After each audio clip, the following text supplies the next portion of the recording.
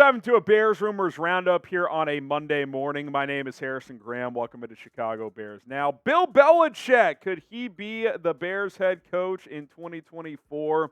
I won't completely dismiss it. One Smokin' J is the Smokin' J's return. Remember, one Smokin' J means it's barely true. There's a small chance it could happen, but I still think it's very, very unlikely. This comes from Peter King of NBC Sports. He mentioned the Bears as a potential landing spot for Belichick. Now, even he mentioned that the Bears, among some other teams like the Commanders, I think he mentioned Dallas as well, if they fire Mike McCarthy. He did mention the Bears were probably less likely, but interesting nonetheless. There is a growing likelihood that the Patriots move on from Belichick after this season. And look, the guy's going to be 72 years old in April.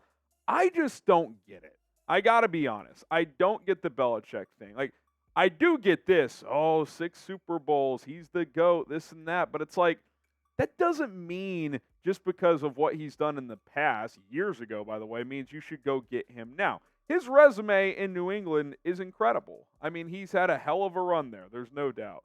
Wins, Super Bowls, AFC titles, division dominance, playoff appearances. Like, he's done it all. But what I will say is that since Tom Brady left New England, he's been a mediocre coach at best, at least in terms of wins and losses. 7-9 that first year, missed the playoffs. Had a nice year in Mac Jones' rookie year, lost in the wild card, but that 10 wins with the rookie quarterback is promising. But Mac regressed. They missed the playoffs last year. Then this year, the wheels have just fallen off. They're 2-8, and the way that game ended yesterday against the Colts in Germany, that was an ugly scene as well. And look, he's 71. He'll be 72. Belichick has lost his fastball. He can still coach defense. He really can. Like, there's no way he would do this, I don't think. But if he wanted to be a defensive coordinator somewhere, I think he could still be a very good one. But he can't evaluate offense. They have drafted horribly on that side of the ball, and he's been their GM too. That, I'm for sure, cannot continue if he coaches elsewhere. Like, he cannot be in charge of player personnel. And my thing, too, is if you fire Matt Eberflus, which I'm still in the camp of you probably do need to fire him, I don't want to go defense, and I especially don't want to go older defensive guy over the age of 70, not a long-term solution, that has not been able to hire adequate offensive coaches and has not been able to evaluate offensive talent. Like, to me, that does not make sense, at least for this franchise. Could it make sense for another team? Maybe, but he's over the hill to me. I just, the Belichick thing, I keep getting asked about it, and I just don't get it. Maybe I'm missing something, but I really don't think I am. Now, you guys make the call. Maybe you disagree. Maybe you agree with what I think. Would you hire Bill Belichick? Type H for hire or type P for pass. I'm passing all day long. Now, if you're, saying, hey, it's either him or Eberflus, I guess I'd take Belichick. But I would just rather go in a different direction altogether. But let me know, H for hire or P for pass. Our Smokin' J Rumors Roundup continues here on Monday. How about drafting Drake Maye? I'll go 2 Smokin' J's. People are definitely talking. This is definitely a possibility. A, where the Bears currently sit in the draft, and B, with the idea that they could end up drafting a quarterback. Adam Jahns of The Athletic went to go watch Drake Maye in person on Saturday to play Duke. Thought he had some interesting notes in his article in The Athletic. You guys should go check it out. We'll have a quote from him in a minute, but didn't want to poach too much there. You guys should go read it all. But he watched him play in person. He's been rising up draft boards. Dane Brugler is a big fan of him. I saw Dan Orlovsky recently said he's going to be a superstar in the NFL. So there's a lot of people that like what Drake Maye's doing right now. And the Bears currently hold the number 1 and the number 5 picks in the NFL draft. And Drake Maye has been terrific, playing with a team that is not terrific. A bad defense that he constantly has to respond and put points up on the board. That's what took place in the game against Duke. And it's been fun to watch him play. Now, coming up, we'll talk a little bit more about Drake Maye, a snippet from Jahns on what he saw from Maye over the weekend. And we'll also kind of just take a look. If the Bears do get the number 1 pick, it's going to be a tough decision that they have to make.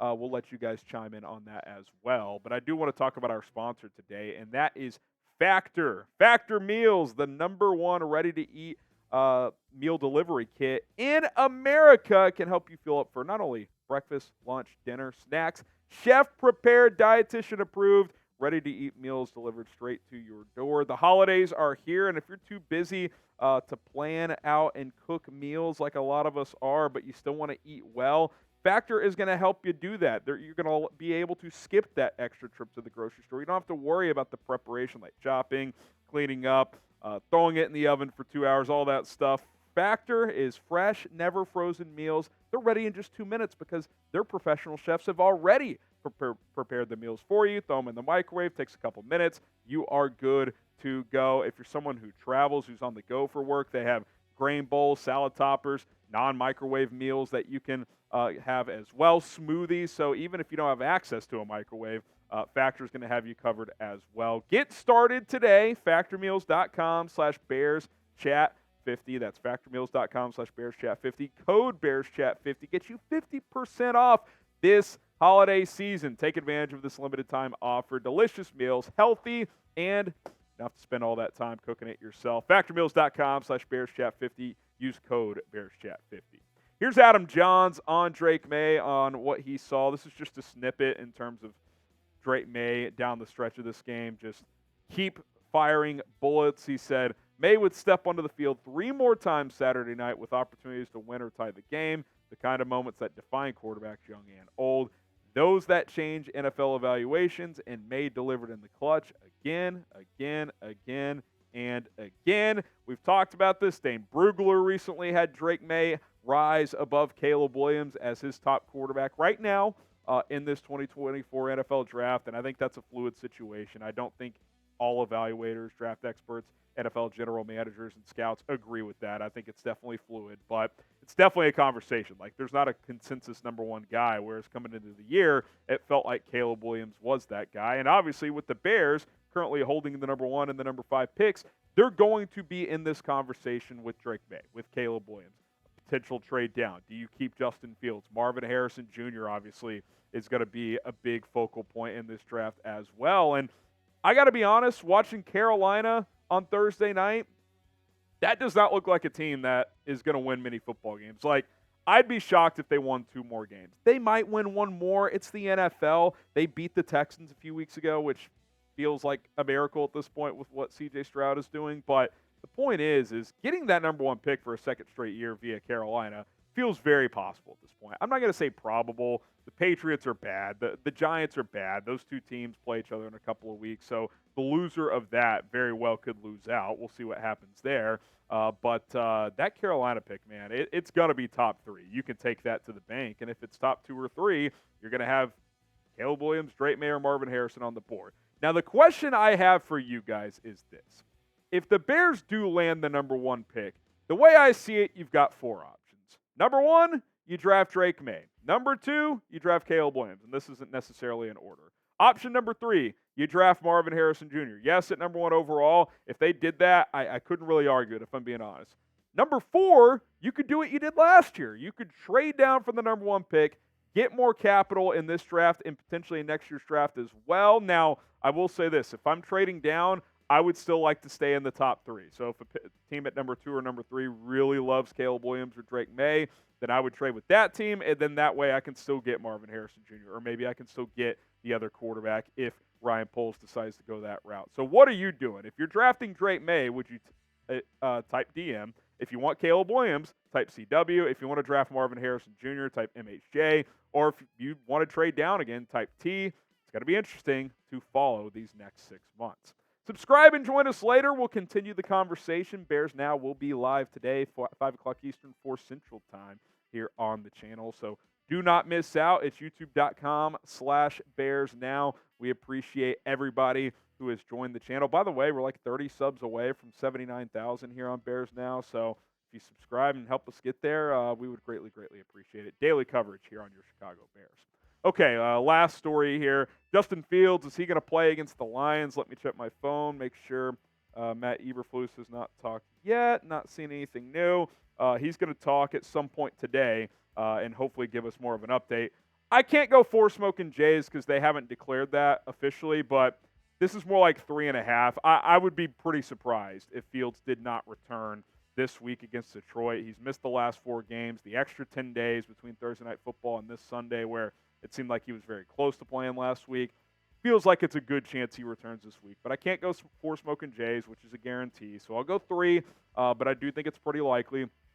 And I do hope that's the case because he's played in 6 games with mixed results. When he got injured, he was coming off 2 prior games where he played arguably the best back-to-back game stretch of his career, at least as a passer. Hopefully he can pick up where he left off in that regard. Again, Matt Eberflus is going to talk later today, potentially any minute. It kind of fluctuates when he talks on Monday. So we'll break this all down later at live, 4 o'clock Central. So, again, join us for that. But hopefully Fields gets out there. Again, circling it back to the draft discussion, you got to have a firm answer on if you're keeping him or moving on from him. And obviously, if you're moving on, you're going to have to draft a quarterback. So hopefully Justin gets back out there and can play some really good football. And if nothing else, make the decision tougher on Ryan Poles. Now, who do you guys think starts against Detroit? If Fields is healthy, he will start. I mean, that I feel confident with. I don't think it's going to be like, well, he's healthy, but we're still going to roll with Bajan. He's either going to start or he's not because he's injured. That's going to be the situation. I think it's going to be Fields like I do, type JF. I think it's going to be Tyson Bagent, type TB. Shout out to Bagent for going 2-2, filling in, but I do think it'll be Justin Fields. All right, guys, again, please subscribe if you haven't already. It's 100% free. We'll be live here in a few hours with the Fields update, some other news and notes from Hallis Hall, and we'll take your questions as well. So join us then. Bear down. We'll see you in a few hours.